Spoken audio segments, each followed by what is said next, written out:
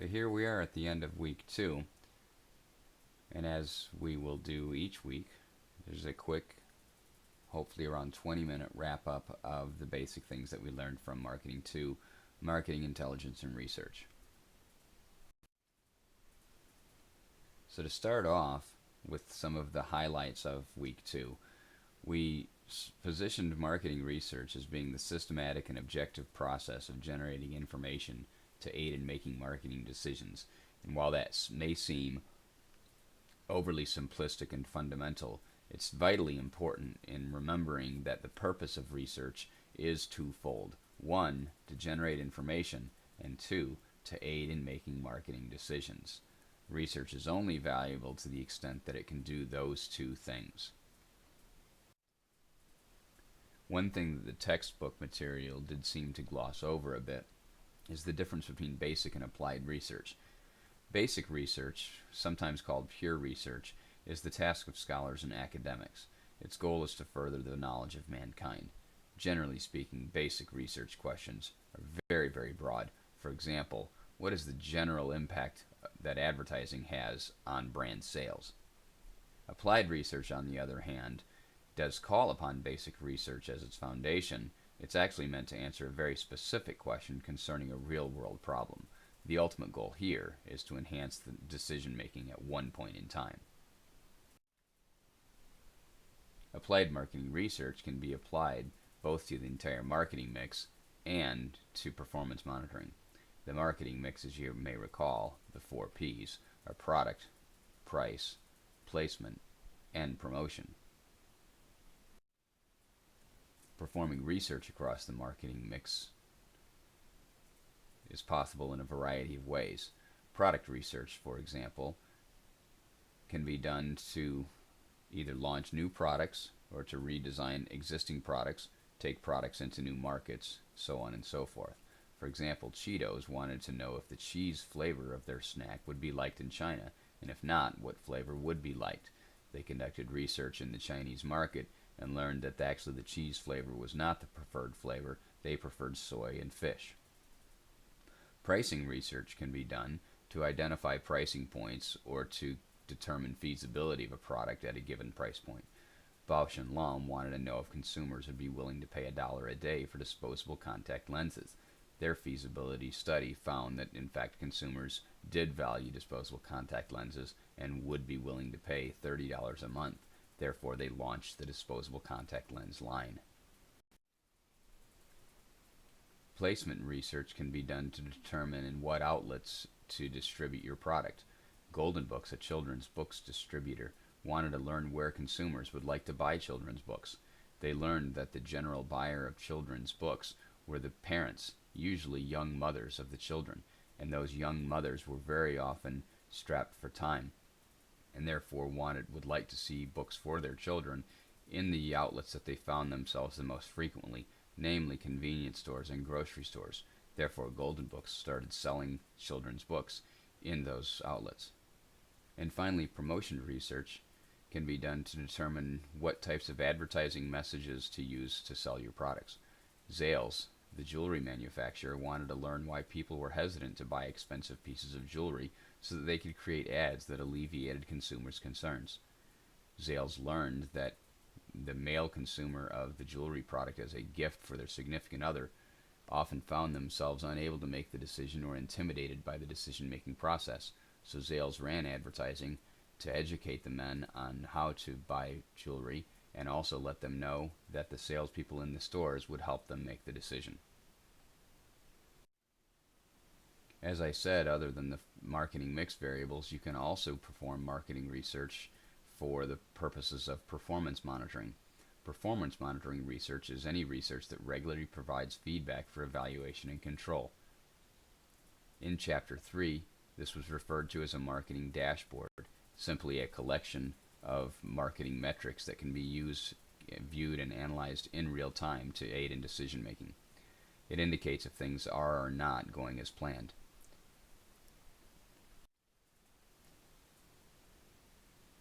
So with all these domains within which we can do research, it's also important to ask the question, when should I do research? Is research always viable? And the answer to that is no. You should only do research when there's sufficient time available before a decision is required, when currently available information is inadequate, when the decision is of strategic or tactical importance, and when the value of the information is greater than the cost of the research. It's very important to recognize that research is both costly and time-consuming, therefore may not be the best approach for every decision, but when it is, then research certainly should be used. As stated earlier, one of the primary points of marketing research is to generate information to aid in decision making. Information is different from data. While data will be used to generate information, data itself simply provides the basis on which information is created. Truly valuable information will take data and will translate that data into something that's actually useful to the market manager or the marketing decision maker.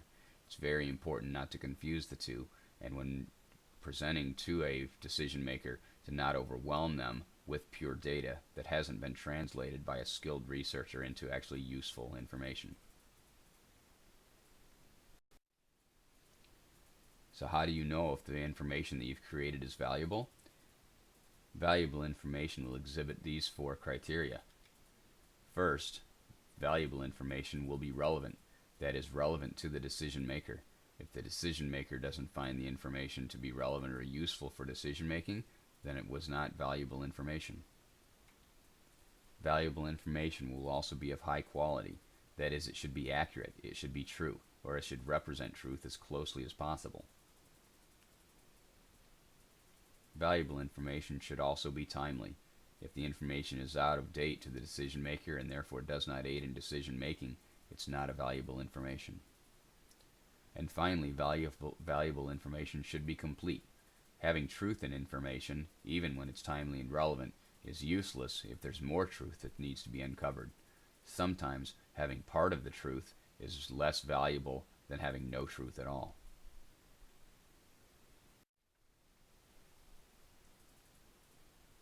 So there are 3 types of marketing research that your textbook discusses and that we'll summarize very quickly here: exploratory, descriptive, and causal research.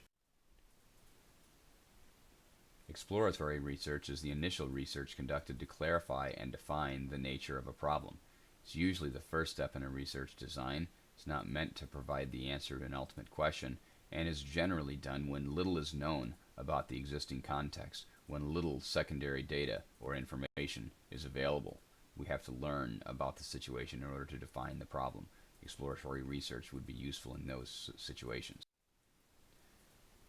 For example, if you need to formulate a problem or define a problem more precisely, if you want to identify alternative courses of action, if you need to develop hypotheses or isolate key variables and relationships for further examination, if you want to gain insights for developing an approach to the problem, or if you need to establish priorities for further research. Note that all of these uses of exploratory research are simply preliminary steps to the next step in research.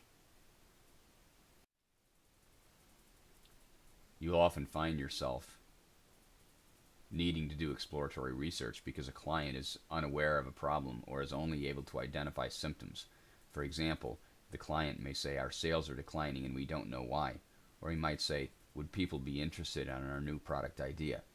These are very, very broad questions, need further definition, need further clarification, and therefore would require some exploratory research. The next type of research, descriptive research, is exactly what it sounds like. Descriptive research is research that's designed to describe, usually characteristics of a population or phenomenon. Descriptive research often answers who, what, when, where, and how questions. Most marketing research is descriptive in nature because descriptive research is often all that's needed in order to assist in decision making. For example, descriptive research may be used to describe the characteristics of a relevant group, for example, your target audience or the audience of one of your competitors. Descriptive research can be used to estimate the percentage of units in a specified population exhibiting a certain behavior. For example, it might uncover the fact that 30% of SIUE undergraduate students have never gone to Starbucks. We might also use it to determine the perceptions of product characteristics. We might learn, for example, that SIUE undergraduate students generally believe that Apple laptops are of high quality. We could use descriptive research to determine the degree to which marketing variables are associated or to make specific predictions. All of these would be examples of descriptive research.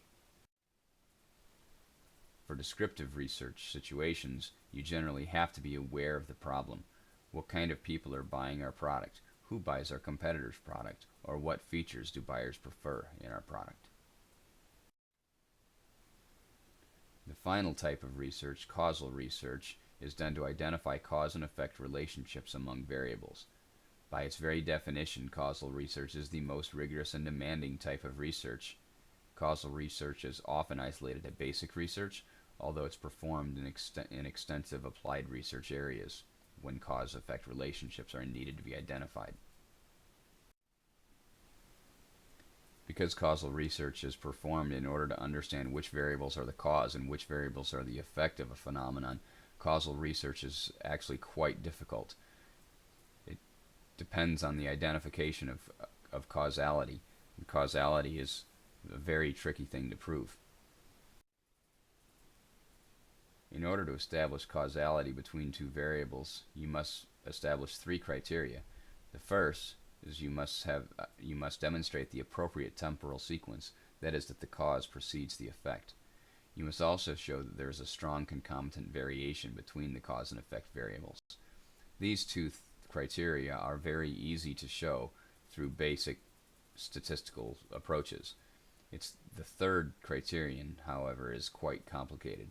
That is, there are no other possible explanations for the relationship between the cause and the effect. It's nearly impossible to rule out all other possible causes of a specific effect. Think about the relationship between advertising and sales. In order to prove causally that an advertisement has an impact on sales, you would have to be able to isolate and identify every other possible reason that sales of that brand might change. There are almost an infinite number of variables that impact sales of a product. Advertising may just be one of them. Obviously, for causal research situations, you must have a very clearly defined problem. For example, will buyers purchase more of our products in a new package, or which of the two advertising campaigns is more effective? Both of these would be causal research situations. Because of the complicated nature of causal research, we see very little causal research done in applied marketing research. Here's a handy guide to the three types of research expressed in terms of the objectives, characteristics, and methods used in those types of research.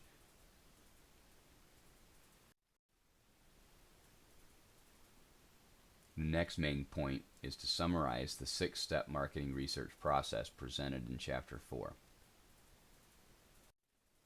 Marketing research begins with defining the problem, and of course, this is the most important step in the entire process.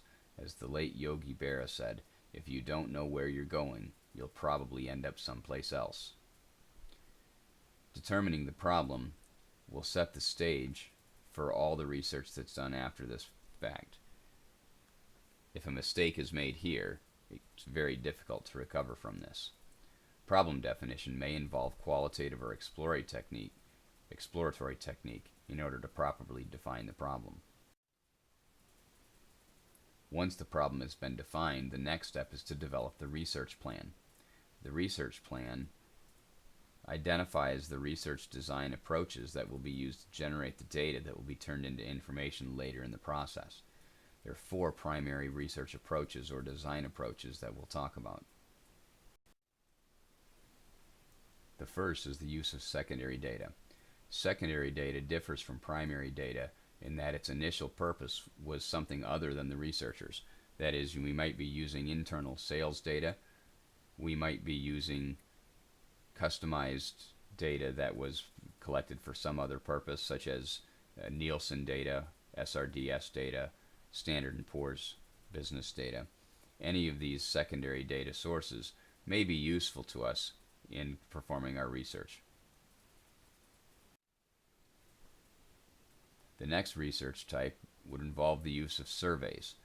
Surveys are simply a research technique that allows us to gather information from a sample of respondents through the use of a questionnaire. Surveys are very flexible, but they're subject to interviewer or respondent error. Surveys might be conducted over the telephone, face-to-face, through mail, or increasingly online and through the use of mobile devices. The third research design type would be experimentation. Experimentation is used solely to establish cause-effect relationships, therefore is done only in causal research. In experiments, the researcher will manipulate one or more variables while controlling for the effect of other variables. The final research approach, observation, is an unobtrusive method of learning about behavior without directly interacting with respondents. Therefore, rather than asking a person if they would be likely to buy a product that was presented on an in-store display, we would rather create the in-store display and then observe shoppers interact with that display.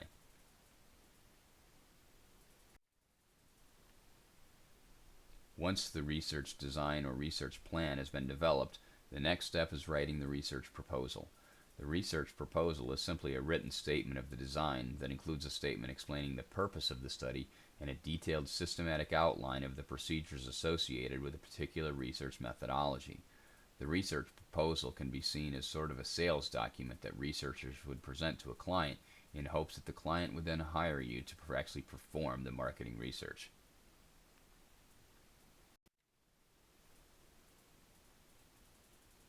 Once the proposal stage is finished, the next step would be data collection.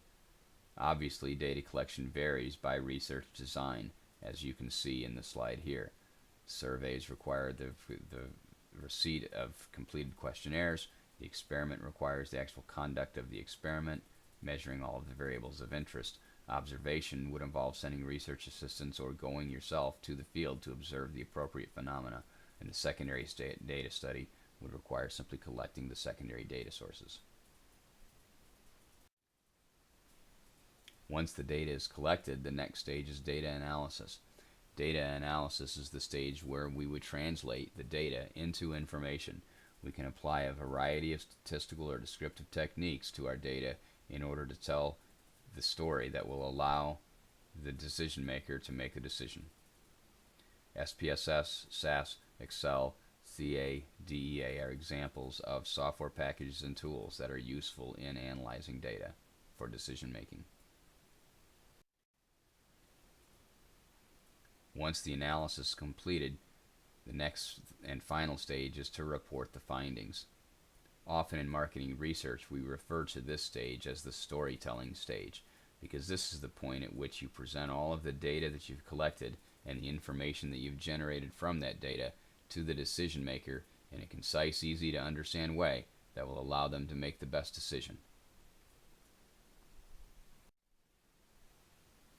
So with all of that said, a few closing thoughts on marketing research.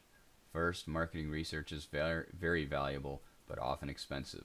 It's very important that we understand this and that we always think about the cost-benefit trade-off between the cost of research and the value of getting it done.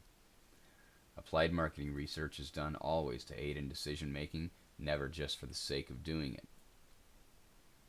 Research can be helped with any marketing decision, and it can be simply used to monitor marketing variables.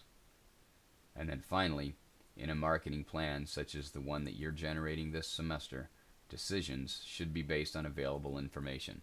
That is to say that every decision that's made, every marketing decision that's made for Hershey's Take 5 should be based on available information, whether it's secondary data that's provided in the case or gleaned elsewhere, or whether it's from primary data that you've generated yourself. Every decision should be based on that available information. Now, as you prepare for week 3, a few points. 1, there are more chapters. There are 4 chapters now, twice as much as we've had in weeks 1 and 2. So there will be more quizzes, but there's still only 40 points in the other assignments. I'll try to allocate those 40 points across the 4 chapters fairly evenly. Much of what we learn next week builds on the process of marketing research. Many of the concepts that are involved in customer lifetime value in understanding consumer and business buying behavior rely on marketing research processes. The extent to which you're able to draw the connections between the new material and the old material will define the extent to which you're successful on the midterm exam. Let me state that another way a little more clearly. For the midterm exam and for the final exam, one of my primary expectations will be that you're able to identify and draw the connections between the various concepts. I will very infrequently present material that only focuses on one chapter. It will always be a combination of chapters so that I can understand that you are understanding the material holistically and not just simply chapter by chapter. With all of that said, if you have any questions, feel free to email me, give me a call, or certainly stop by my office. I'd be happy to talk to you.